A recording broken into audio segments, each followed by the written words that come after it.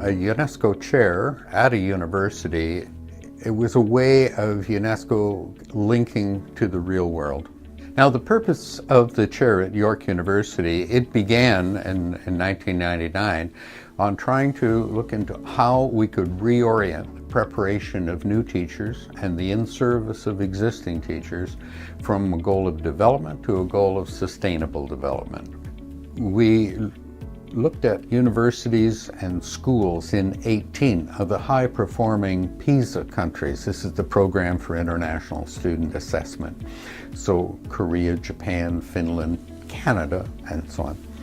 And we looked at how using local social, environmental, and economic issues as a way of delivering the core curriculum could produce better education outcomes.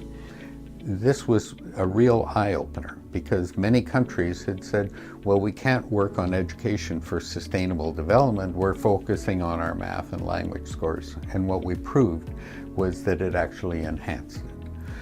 We delivered through action research, guidelines, recommendations, and then continued on expanding the network and focusing on how to actually implement our own recommendations and guidelines, ramping them up.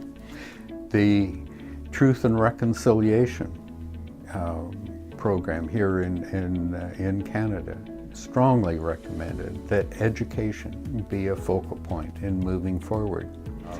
How can we use what we have found to help those who are the least well served in the world?